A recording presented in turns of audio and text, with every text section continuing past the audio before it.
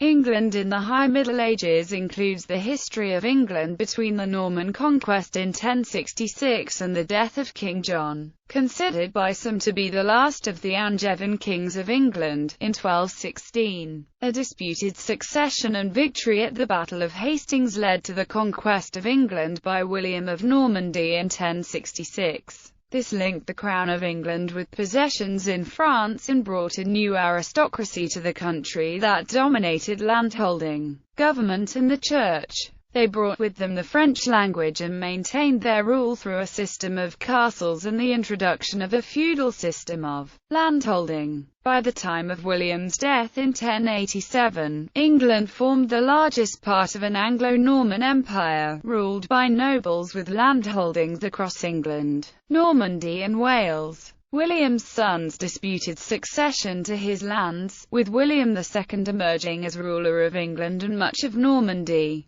On his death in 1100, his younger brother claimed the throne as Henry I and defeated his brother Robert to reunite England and Normandy. Henry was a ruthless yet effective king, but after the death of his only male heir in the White Ship tragedy, he persuaded his barons to recognize his daughter Matilda as heir. When Henry died in 1135, her cousin Stephen of Blois had himself proclaimed king, leading to a civil war known as the Anarchy. Eventually Stephen recognized Matilda's son Henry as his heir, and when Stephen died in 1154, he succeeded as Henry II. Henry, considered the first Angevin king of England, had extensive holdings in France and asserted his authority over Wales, Scotland and Ireland. He clashed with his appointee to the Archbishopric of Canterbury, Thomas Becket, resulting in Becket's murder and Henry making a dramatic exhibition of penance.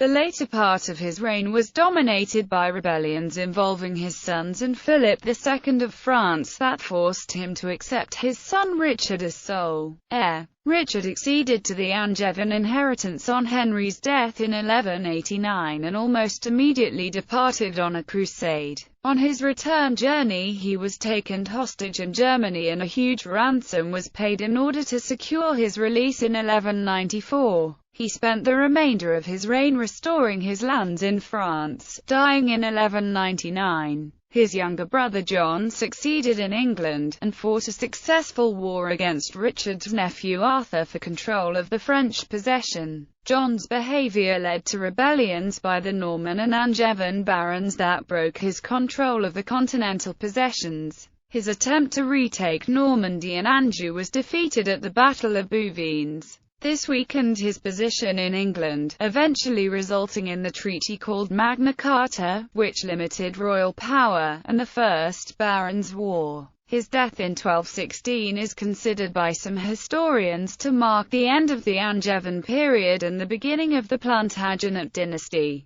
The Normans adopted many Anglo-Saxon governmental institutions, but the feudal system concentrated more power in the hands of the king and a small elite. The rights and roles of women became more sharply defined. Noble women remained significant cultural and religious patrons and played an important part in political and military events. During the 12th century, divisions between conquerors and the English began to dissolve and they began to consider themselves superior to their Celtic neighbours. The conquest brought Norman and French churchmen to power. New reformed religious and military orders were introduced into England. By the early 13th century, the Church had largely won its argument for independence from the state, answering almost entirely to Rome. Pilgrimages were a popular religious practice and accumulating relics became important for ambitious institutions. England played a prominent part in the Second, Third and Fifth Crusades.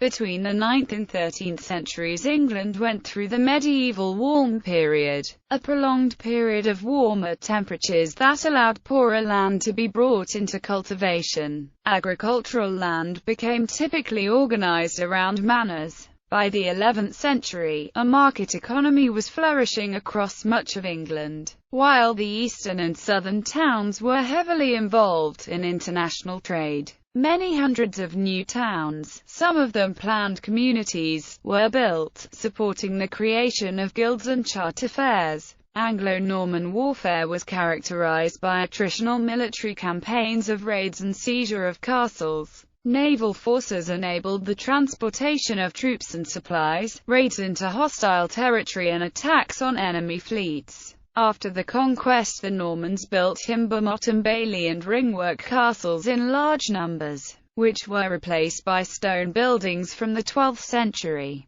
The period has been used in a wide range of popular culture, including William Shakespeare's plays, Walter Scott's location of Robin Hood in the reign of Richard I, and his emphasis on the conflict between Saxons and Normans set the template for later fiction and film adaptations.